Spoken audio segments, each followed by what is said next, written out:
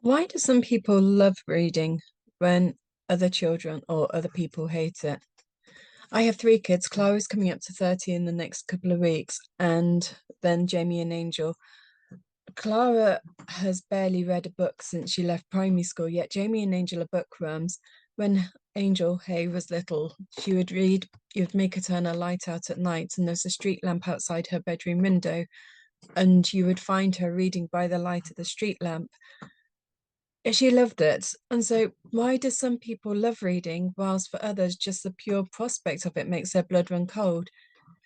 Generally speaking, I think it's rarely about the liking books. There's usually a deeper reason, and the word hate can be a cover for feeling overwhelmed, embarrassed, or bored, especially in a day when information and entertainment is so readily available at pace. For some people, like myself, who enjoy finding the time to get engrossed in a book, it can sound judgmental when you ask someone why they don't enjoy it. But try not to judge, instead, try to be open and understanding. When children get into Key Stage 2, there is a huge jump in expectations from the teacher and the school. And for many children, this can quickly dent any confidence or enthusiasm that they initially had. Is it the book, the task, or the struggle? Sometimes it's not necessarily the act of reading that they dislike, rather the fact that they are yet to find something that they enjoy reading. There is this perceived idea that we should read formal books, maybe something that was rich in culture. Yet, reading is reading, whether it's reading a magazine, instructions for a game, or something completely different, is generally of irrelevance. Some children dislike what they're asked to read simply because it's just old fashioned or they can't relate to it. Others enjoy with stories but struggle with reading aloud, comprehension, or the pressure of worksheets. I remember when I was at school, many of us have spoken about this since the fact that the teacher would go around the class asking people to read, and you'd just sit there in fear of having to speak in front of everyone else. You your focus is on what you're going to have to say rather than listening to what other people are saying. When it gets to your turn, your mouth just goes dry. The words on the page look like a foreign language. Your cheeks go the color of beetroot, and someone steals your voice. All you can manage is this small squeak and the fear of crying at this public humiliation. Others can read the words out loud but struggle to recall what's being said, making responding to the questions a nightmare that you've unexpectedly been hurled into with no escape.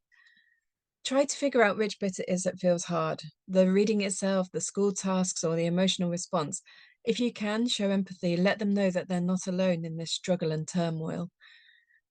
Struggling with reading doesn't always mean lazy or unmotivated. There can be multiple reasons why someone doesn't enjoy reading, such as dyslexia, ADHD, poor working memory, slow processing, or eye tracking issues. When my oldest went into juniors, I approached her school and asked if they agreed that she could be mildly dyslexic.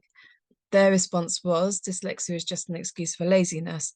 Thankfully, attitudes are changing, but this is why I set about learning as much as I could about different learning styles and neurodiversity. When your child is reading, look for signs like skipping lines, guessing words, tiredness when reading, or poor spelling. They're not conclusive, but they are good indicators that you may want to follow up. Trust your instincts. If something feels off, it generally is worth exploring further. And why does reading feel so different in Key Stage 3? The step into Key Stage 3 feels like a huge leap.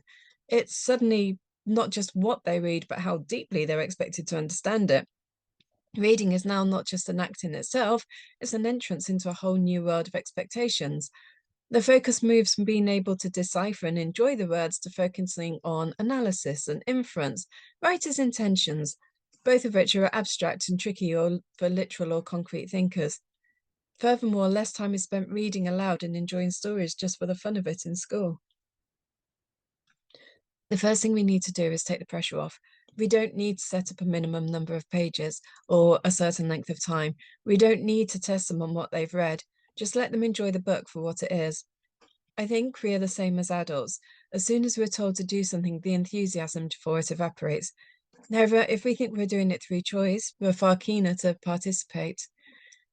Encourage them to choose their own books, even if they may not be what you would have chosen for them to read. It doesn't even need to be a formal book. Reading is reading, and if they're at least reading something, embrace it. We often play the dotted board game. It's a game I created years ago when I first started tutoring. You have a sheet of A4 paper, and around the edges, or you have 6 yellow dots, 6 blue dots, 6 green dots. They can like go around the edge and through the middle. There's an image of it on the page so to help you understand what I mean. You can change the colors, you can change the images, the dots, so that they're images of something that relate to you or your child. But for the purpose of this, you can be green and I'll be yellow. You roll the dice and that determines how far you can move. You can go in any direction, but what you can't do is change direction halfway through a go. So if your counter lands on a green, you'll have to read the next sentence, paragraph, page, or whatever you deem to be appropriate. If anyone lands on a yellow, I'll have to read the next sentence, paragraph, page, or whatever is appropriate. If someone lands on a blue, they roll the dice again, and there's a selection of forfeits in the center of the page, and the number on the dice when you re-roll determines the forfeit by the list on the page. So 1 might be have another go, 2 might be go for 3 spaces, 3 would be go back 6 spaces, 4 is miss a turn, 5 means the other person reads, and 6 mean you have to read again. The goal when I came up with this was to take the onus off one person having to put in all the effort and read. And I know as a child, I used to hate reading out loud. In my head, it's no problem at all. But as soon as I start reading out loud, I become a bumbling buffoon. I also felt that if you never knew when your turn was coming, it meant you had less of an opportunity to sit there in dread because you would also be too caught up in the game. When I read, try to just listen and not correct them, celebrate their efforts and not the outcome, and praise them when they're able to recognize words that they haven't previously recognized. Reading traditional books isn't necessarily the only route to reading, and getting engrossed in the content of a good book. Audiobooks aren't cheating, they're a brilliant way to support comprehension and vocabulary with far less pressure. It might be worth offering graphic novels, magazines, and even game guides as reading materials, as it all still counts as reading. Many people enhance their reading skills by having the subtitles on when they're watching TV or participating in read-along books. I can remember when we were kids, Mum and Dad would generally get me something to keep me occupied on Christmas Eve. It would probably take the form of a magazine or a colouring book or something. One of the magazines Mum and Dad got me was a read-along one with a tape cassette attached. And I can still remember one of the stories now. It was called What Wonder Wants, and it was read by Bernard Cribbins. I love books, I love reading, but that story read by him has stayed with me far longer than any other book I've ever read. Build on what they love, whether that be Minecraft books, sports, bios, humour books, etc. I decided at a young age I was going to work with animals, a dream I still have. So I read every single animal book in the local library. Then I decided to become a criminologist, a dream I no longer have. So I set about reading all the true crime books. Had I been told to read books that didn't interest me, I probably would have never read as much as I did. But with the encouragement of Mum, Dad, and librarians, I loved it. The library became like a second home. When you are reading, try to make it fun. Your support is important, but so is giving space. If you find that you're correcting every word, they'll quickly lose confidence, and the story will have less of a flow, making it seem more disjointed and less enjoyable. In turn, creating a bigger challenge, a bigger mountain to climb. Try to find times when the house is calm, offer help when it's needed, or, like mentioned previously, try to find things that can be read that are presented in a friendlier format, dyslexic friendly or bigger font, images, and offer colour. Offer praise and encouragement. A lot of kids won't accept it from their parents. You're obliged to say that because you're my mum, you're my dad, my aunt, my uncle, etc. But be genuine with it, and then they will learn to realise that you are sincere and that your words do come from the heart. Don't mock them in jest, because although you know these words are only meant as a joke, they can often cut deep. And if school demands feel too much, speak to the teachers about adapting the workload. Read together, work together, be a team. Many children find their reading groove later than others.